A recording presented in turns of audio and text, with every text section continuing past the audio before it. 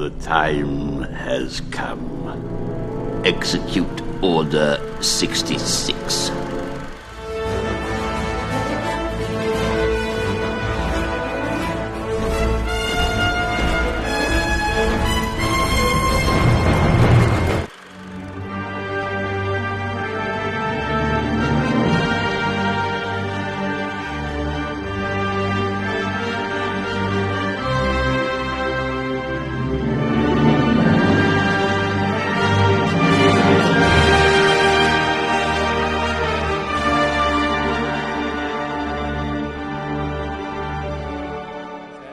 Archival footage of me at that age, because Lucasfilm is all this bank of stuff to be able to pick through. I don't even know how they do it. It's artificial intelligence. It pretty works.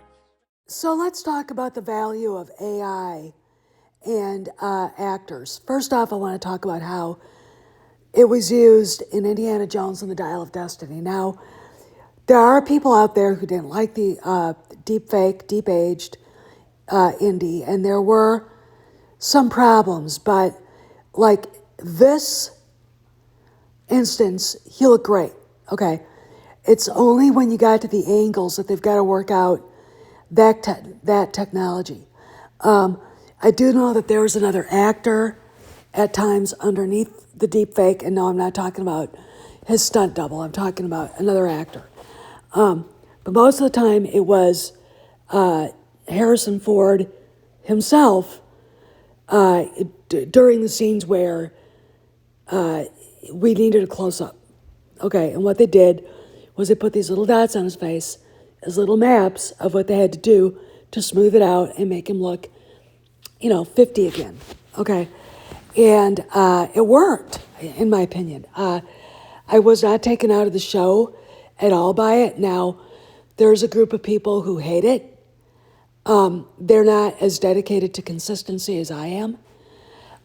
They believe truly that any actor is replaceable, and that's not necessarily so. And when we get talking about Star Wars, we'll talk about that. But one of the reasons why the Screen Actors Guild went on strike is because they're worried they're not going to get paid if their likeness is scanned and used elsewhere. Okay, fine. I know Harrison Ford has his scans out there at ILM and at Lucasfilm, and I'm pretty sure he gets paid for it if they use him, all right? That's the deal, okay? So my thing is, when I just see an everyday workabout actor complaining about AI, I'm like, are you a movie star? They say no. Are you an A-list actor? No. Okay. That's my problem with this. There are times when I think people really don't understand where they stand in life, okay? And, there's something called consistency. And as much as I believe people are replaceable, there are people who aren't. Harrison Ford isn't replaceable. George Lucas is definitely not replaceable. And that's just the deal. American actors in general, you're not going to get that authentic masculinity that Harrison Ford had. Now, I'll get mocked by the Molly Damons and all the rest of that feminazi swill, but authentic masculine charm is worth its weight in gold because it comes across on the screen bigger than life, and it defines the man in a singular way that cheap, tawdry, effeminate, no velvety, deep baritone voice can't. Okay, and I'm talking about the American actors, especially now. Look at Timothée Chalamet. Look at Finn Wolfhard, Ryan Gosling. We're not talking about guys that have the presence of a Steve McQueen or a Clint Eastwood or a Charlton Heston or, well, dare I say John Wayne, or, of course, Harrison Ford. Okay, they just don't. And they're not movie stars in the way those guys were. Okay, they're not defined in their own singular way. Skinny, scrawny, tiny. I mean, even Adam Driver. Their voices are young sounding. They're not mature sounding at all. They're not larger than life men. Okay, if you put Sam Elliott in the same room with Adam Driver would be faded into oblivion. Okay, he just would, because even despite his time in the Marine Corps, Adam Driver does not have that realness to him. He went to Juilliard. He isn't self-taught. Okay, he there's a pretentiousness that real masculinity doesn't have. May the force be with you.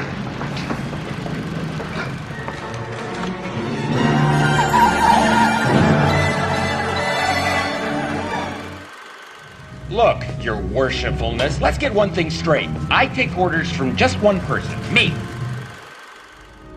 You like me because I'm a scoundrel. There aren't enough scoundrels in your life. I happen to like nice men. I'm a nice man. Very nice.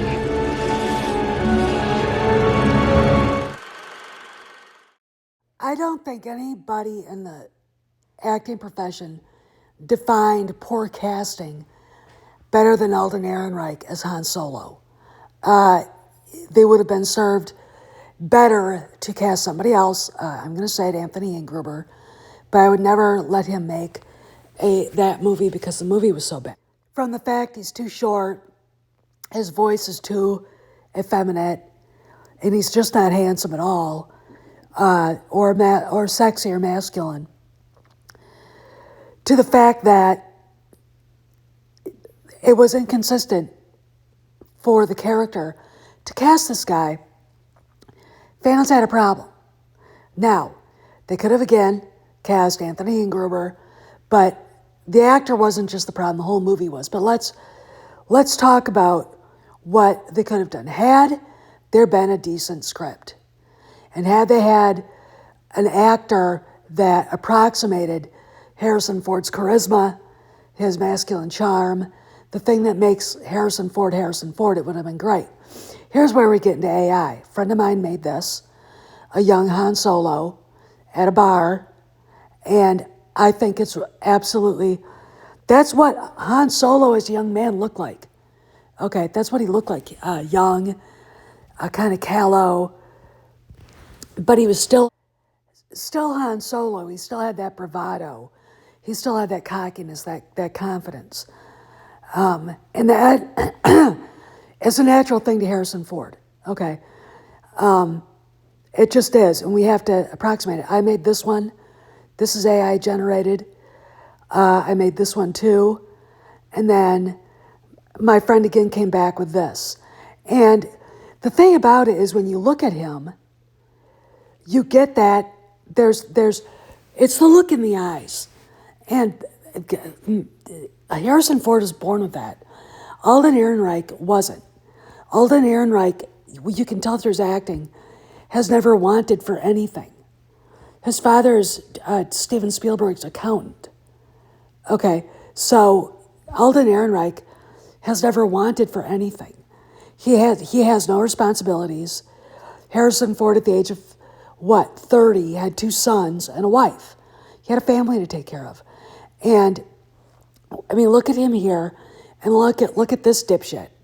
There's a complete disconnect between the two actors. And that is something that producers and directors and casting directors have to keep in mind when they're casting stuff like big tentpole blockbusters like Star Wars. If we are going to make a story about Han Solo, can we find an actor that's consistent with Harrison Ford? No. If you're not going to cast Anthony Ingruber and not have a story that's equal to the task, looking at John Kasdan, then no, don't cast Awful Ehrenreich and don't make the movie. Look, a lot of fans like to say, we didn't ask for this movie. Yes, you did. Okay, just stop saying you didn't. You did. Okay, I did. I think everybody wanted to see a young Han Solo movie. We didn't want to see that movie. Solo: A Star Wars Story is a terrible, offensive film. Okay, in every way I can think of it being offensive. And it starts with the casting of Awful Ehrenreich, or Awful Ehrenreich, because Ehrenreich is not up to the task. Those are boots that are incredibly large for him to try to put on, okay? And this is where I depart with the Screen Actors Guild and their stand on AI. There is a use for AI. There's a use for de-aging. I think despite the bad box office that Indiana Jones and the Dial of Destiny had, that I think that it proved its worth.